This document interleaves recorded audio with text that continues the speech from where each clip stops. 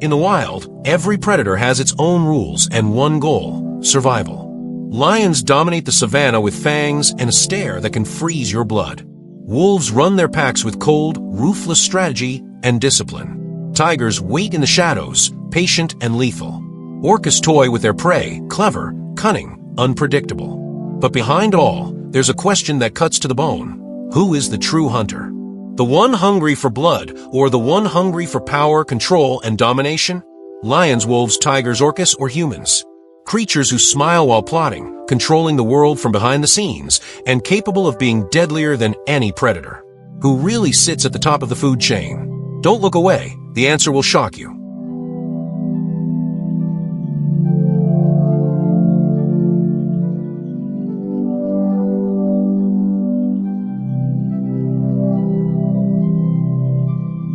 Out in the wild, fear isn't weakness. It's the oldest security system nature ever built. A deer doesn't need a therapist to know when it's time to run. The moment the wind carries the scent of a wolf, its body already knows: run or die.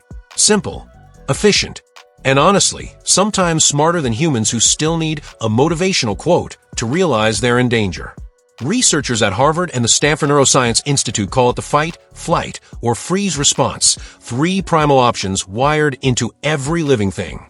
Dolphins, lions, even your backyard chickens, all have the same emergency button: survival instinct. Take the lioness in the African savanna. She can sense the vibration of her prey's footsteps from hundreds of meters away. But here's the twist: fear doesn't belong only to the prey. Predators feel it too. A lion will back off from a fight if it knows the opponent is too strong, sometimes before the first strike even happens. Fear isn't a sign of weakness. It's a sign of intelligence. That's why, when a lion locks eyes with you, it's not just seeing flesh. It's reading your fear. A study from University of Sussex found that many predators, especially big cats, can detect fear through body language, pupil size, posture, and even the scent of stress hormones. To them, fear is a broadcast signal of vulnerability.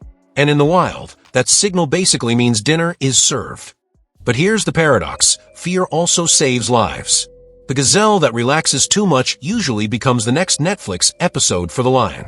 The bird that hesitates to fly because it's still sleepy becomes breakfast for the hawk. Fear keeps nature balanced.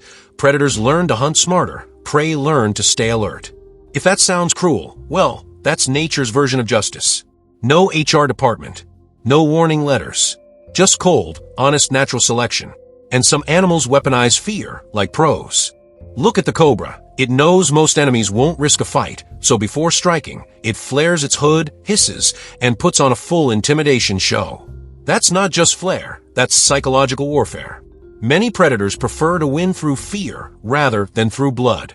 Because in the wild, even a small wound can be fatal. So if you can win through intimidation, why waste energy fighting? Here's where animal psychology gets fascinating. Fear isn't just emotion, it's communication.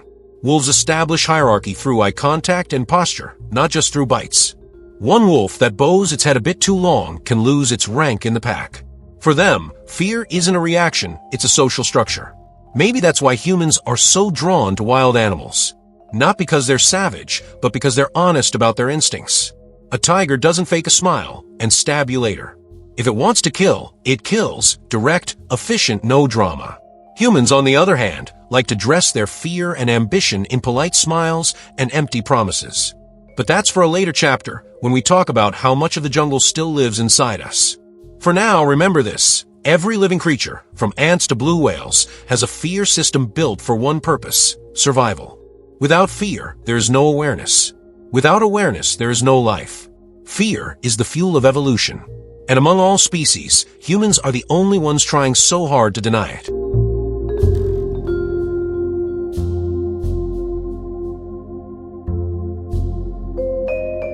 Every predator shares one thing in common. That look in their eyes isn't just hunger. There's something deeper than an empty stomach, an obsession with dominance. If prey is breakfast, then control is dessert. Researchers from the Journal of Comparative Neurology found that in a predator's brain, the two most active regions during a hunt are the amygdala and the hypothalamus. The amygdala is the emotional center, the body's alarm system. But in predators, that alarm doesn't ring out of fear, it lights up with laser focus. Meanwhile, the hypothalamus, that tiny structure beneath the brain, regulates instinctive drives, hunger, aggression, and control. Put those two together, and you get something terrifying: calmness in the middle of violence.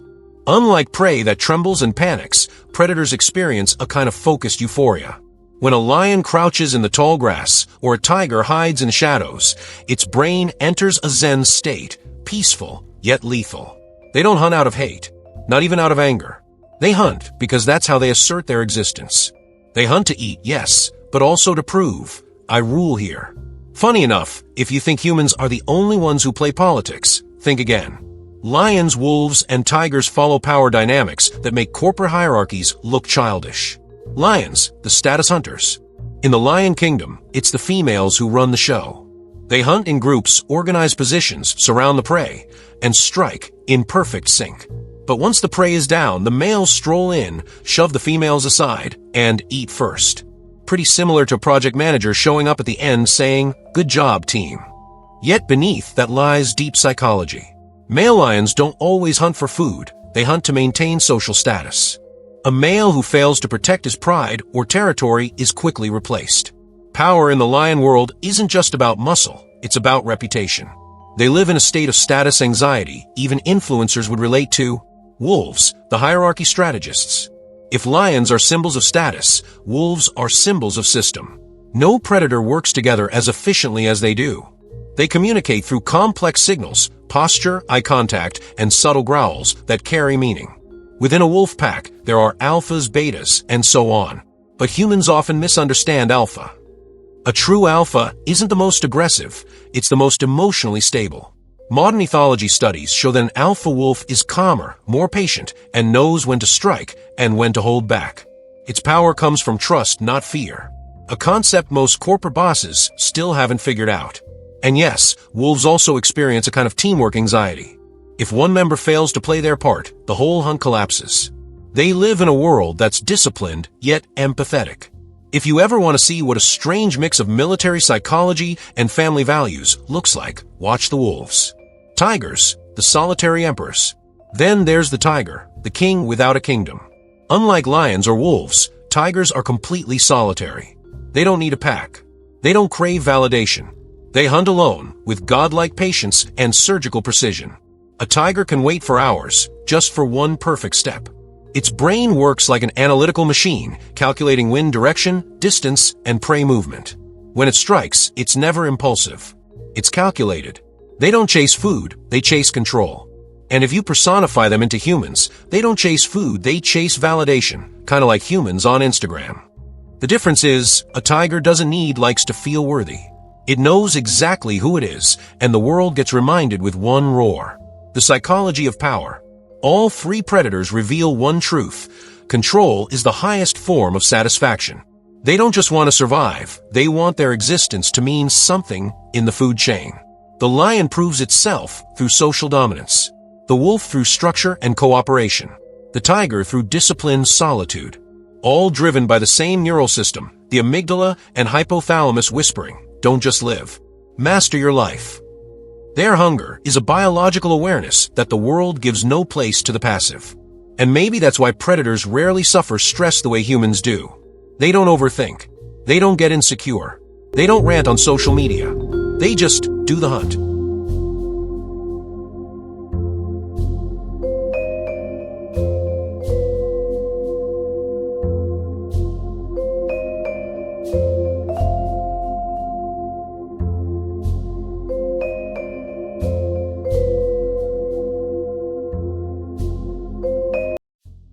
Predators are often seen as symbols of strength, decisiveness, and dominance. But in the wild, even kings can tire. Beneath the fangs and muscles lies a creature that can hesitate, feel fear, and lose the drive to hunt. Ethologists writing in the Animal Behavior Journal uncovered a rarely discussed fact. Large predators like lions, wolves, and tigers aren't always at peak mental performance. They can experience stress, trauma, and even symptoms similar to human depression. Being at the top of the food chain is no guarantee of peace. Every victory bite comes with the risk of loss, territory, status, or pack members. And in the wild, loss means one thing: a drop in social rank or worse, death. When kings lose their throne, Take the male lion as an example. In youth, they fight brutally for territory and mates. But after a few years in power, a younger, stronger, hungrier generation always arrives. When eventually defeated, the former king is driven from his territory, alone, wounded, and purposeless. Field documentation shows fascinating behaviors after such defeat. Formerly fierce males suddenly become apathetic.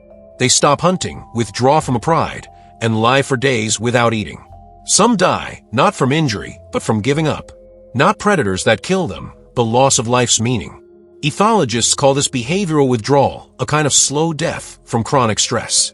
It's the wild's version of alpha burnout. Leaders who linger too long at the top are eventually crushed by the pressure to maintain their position. Wolves losing their voice. A similar phenomenon is found in wolves. When a pack leader, alpha, fails to protect the group from threats, losing fights or prey, signs of anxiety and disorientation emerge. Some withdraw from the pack, even stop howling, a vocal symbol of their identity. In the wolf world, silence signals loss of place. Here, wild psychology feels eerily human. The pressure predators feel mirrors ours, fear of losing control. Predators live in a dominate or be dominated system. But after years of leading, bodies age, reflexes slow, and the mind knows the time will come. A predator's greatest fear isn't death, it's irrelevance. Much like humans fearing retirement, losing status, or losing followers. Invisible trauma. Studies in Animal Behavior Journal also show that some large animals experience stress hormone, cortisol, changes similar to humans after trauma. For example, cheetahs that lose cubs to hyenas display extreme anxious behaviors. They refuse to leave the area of the cub's death, stop hunting, and avoid interacting with other males. In human terms, this is genuine grief. Interestingly, these animals have no concept of the future. They cannot think everything will be okay. They only know loss, and their nervous system bears the weight. So when we talk about survival of the fittest, we often forget being physically fit does not always mean mentally fit. Even kings of the jungle have bad days. Or, as one researcher put it, even kings of the jungle need therapy, they just don't have insurance. Weakness that makes them real. But it's this vulnerability that makes predators so fascinating. They don't just represent strength, but balance between the instinct to attack and the need to occasionally yield. When an old lion gazes at the evening sky, scarred, it isn't regretting defeat. It's accepting that power is not eternal. In the wild, acceptance is the highest form of wisdom. These animals have no ego to defend. They only have life, sometimes harsh, sometimes silent. When we watch predators resting in the shade, don't rush to assume they're plotting an attack. Sometimes they're simply thinking, briefly, about all the battles they've won and the ones they no longer need to fight. At that moment, predators don't look ferocious. They look human.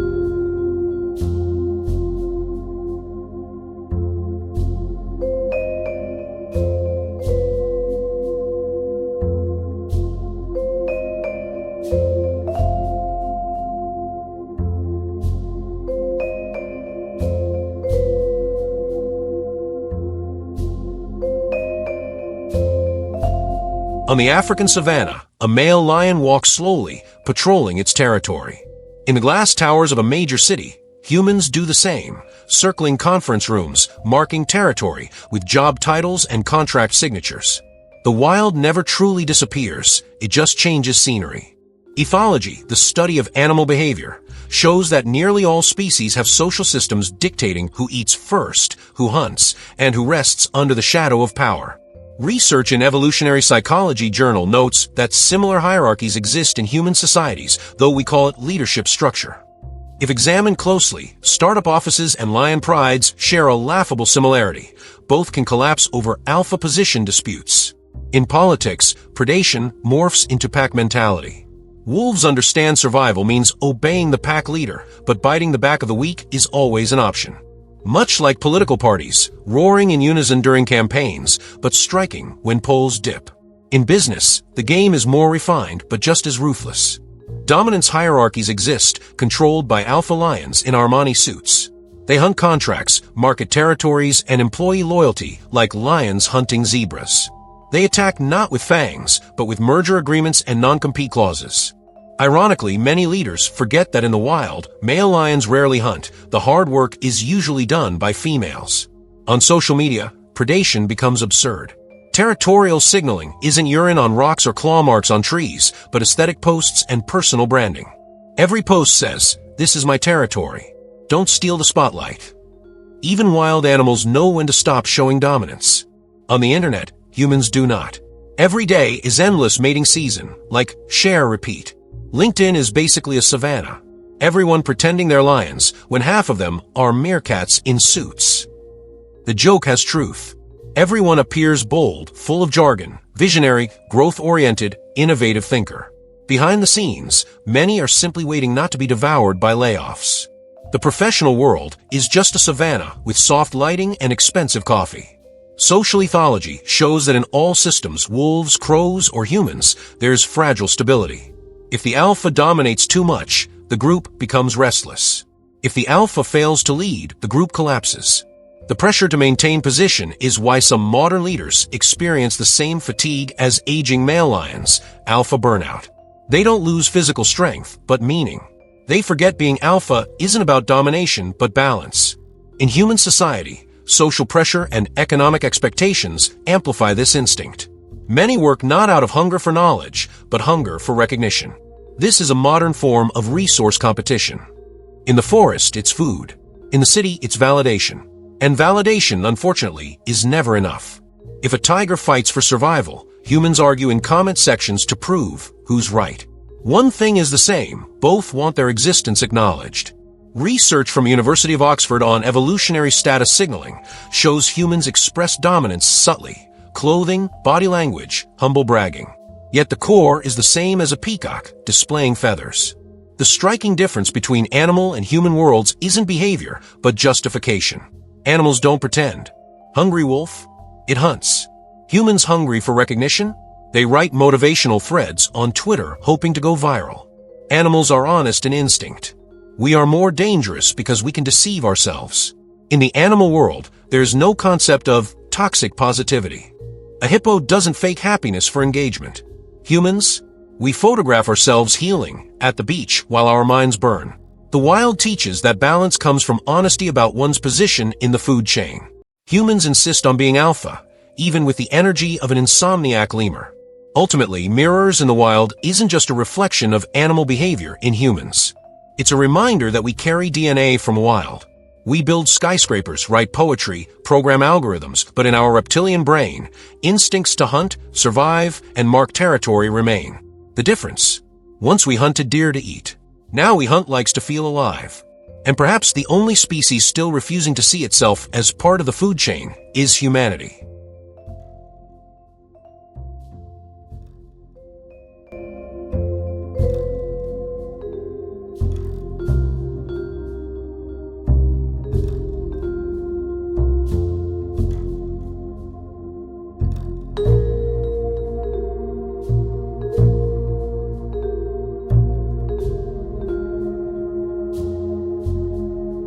In the wild, no true predator is ever fully safe. Every hunter, no matter how strong, has unseen enemies: time, age, hunger, and sometimes itself. Lions can be feared, tigers can be feared, orcas can be feared, but ultimately, they all know what it feels like to be hunted. A male lion losing its territory doesn't just lose power, it loses identity. In lion society, territory is not just living space, but symbol of pride. When young males take over, the old often walk away, stop hunting, stop joining the pride. They choose to die slowly. Ethologists call this behavioral withdrawal, a natural form of depression in animals that lose life purpose. In the wild, defeat is not just physical, but psychological. Tigers are different. They have no pack to lose, but solitude becomes walls around their life. They patrol hundreds of kilometers weekly to keep territory safe. But isolation is costly. Animal Cognition Journal research shows captive tigers display chronic stress, repetitive pacing, loss of appetite, even tail biting. The mastery instinct makes them great, but also traps them. Tigers cannot stop being tigers, even when there is nothing left to conquer. Then wolves, symbols of solidarity and leadership, face impermanence of alpha status. Yellowstone field research shows aging pack leaders gradually lose influence to younger members. They aren't killed, just ignored. In wolf society, loss of influence teaches humility. Dominance isn't a title, but a social contract that can be revoked. Wolves exiled often do not attempt leadership again. They wander alone, silent, aware. Power is a game not to be replayed. In the ocean, the story is darker. Orcas, the planet's smartest predators, exemplify how large brains create unseen moral complexity. They don't just kill, they play with prey. Sometimes releasing a seal only to chase again. To outsiders, cruel. Scientists suggest it's mental overstimulation, predators too smart, living in too easy a world. They hunt because they can, not because they're hungry. At this point, they start resembling us. Neurologically, all these predators share the same system. The dopaminergic reward loop, pleasure not in capture but in the chase. That's why a lion hunts even after it's full. Its instinct craves control, adrenaline, and victory, not food. Now consider, what happens when the hunter loses what it's always pursued? When no challenge remains? The answer, emptiness. Just like modern humans losing direction after achieving all goals, predators can lose meaning when the world no longer challenges them. Perhaps that's why predators in the wild never truly stop. Even the old, weak ones keep moving, not from hunger, but instinct. The wild allows no room for the idle. Stop moving, become prey. In such an ecosystem, fear isn't weakness, it's navigation. Even the hunter is hunted by its own fears. Fear fuels evolution. Lions fear losing territory. Wolves fear abandonment. Tigers fear loneliness. Orcas fear boredom. All these fears keep them alive. And if we're honest, humans are no different. We call it ambition, competition, or motivation. But the source is the same, an ancient drive to stay relevant, stay powerful, stay on top.